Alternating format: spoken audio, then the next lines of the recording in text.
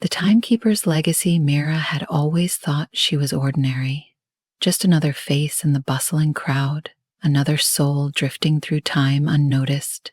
But that was before Elias stumbled into her life, dragging her into the chaos of being a timekeeper. Under his strict guidance, she'd learned to decipher ancient time maps, untangle cryptic inscriptions, and navigate the quirks of temporal shifts. Yet, something deep inside her whispered that she was only at the beginning of an extraordinary journey. One calm evening, Mira was winding the shop's clocks, feeling a rare sense of accomplishment, when the Chronos clock, the massive centerpiece of the shop, began to glow and hum ominously. The shop itself seemed to tremble, vibrating with an otherworldly energy. Elias froze mid-wind, his face turning as pale as old parchment. "That's not good," he muttered. Before Mira could ask, the door flew open with a bang, and in stumbled Kieran, her perpetually unlucky best friend. He wasn't alone.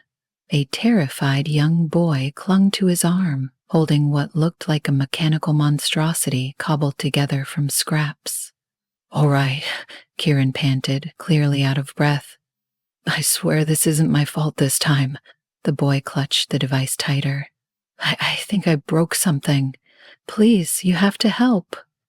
Elias snatched the contraption from the boy and examined it with growing horror. This is a temporal conduit," he said, his voice laced with disbelief. Kieran squinted at it.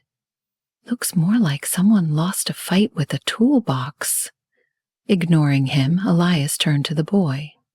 "Where did you get this?" "I made it," the boy stammered. I just wanted to bring back my dad, but then..." His voice faltered as tears welled up in his eyes. "Ah, kid," Kieran muttered, awkwardly patting the boy on the head. "Been there.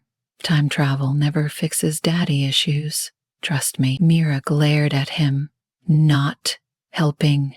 Elias, however, looked grave. "This is worse than I feared. The boy's experiment has fractured the timeline. If we don't fix this..." "Reality goes kaboom," Kieran interrupted. "Essentially," Elias said.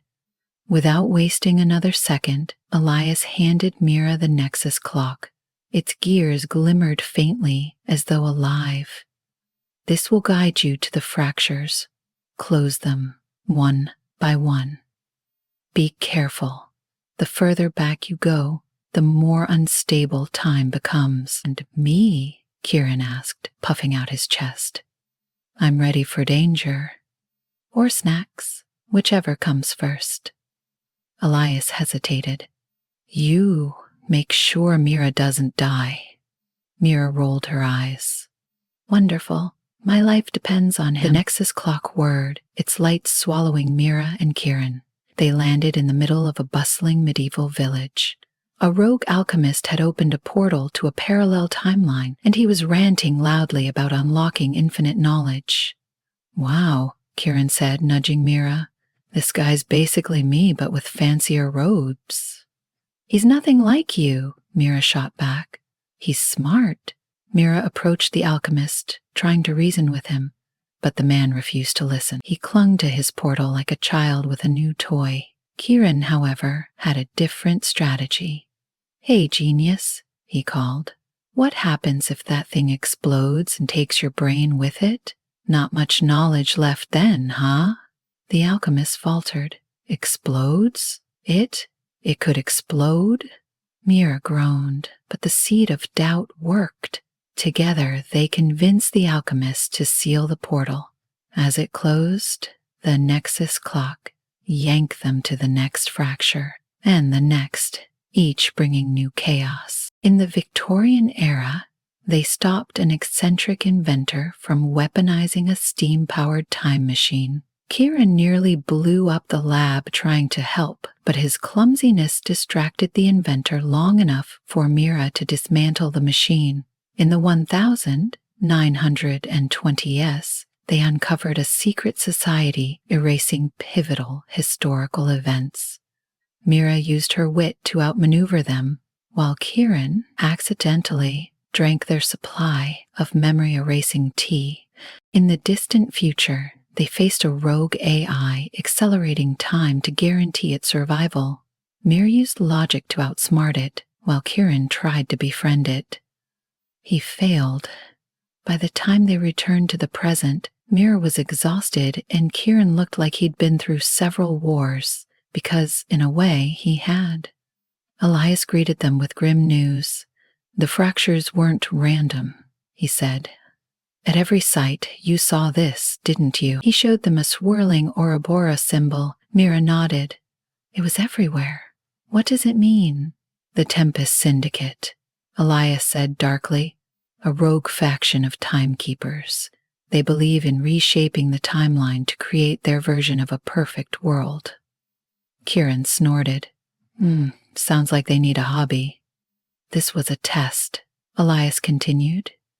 "They know who you are, Mira, and now they're coming for you." Before Mira could respond, the Nexus clock in her hand began to glow brighter than ever. A soft yet commanding voice echoed in her mind.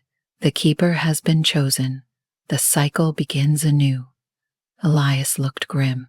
"The Nexus clock has awakened fully. That means you've been chosen as the new leader of the Timekeepers. The Syndicate won't stop until they control you, or destroy you." Mira's hands trembled, but she tightened her grip on the clock. "Let them try," she said, determination hardening her voice. Yeah," Kieran chimed in. "I mean, let them try, but maybe not too hard, okay? I'm not ready to die yet." As the clocks in the shop ticked ominously, Mira glanced at her unlikely partner. "You're not going anywhere, Kieran. I'm going to need someone to mess everything up for me." Kieran grinned. "My specialty." The two stood side by side, ready for whatever the future or the past might throw at them. Because if time itself was at stake, they were determined to rewrite destiny their way.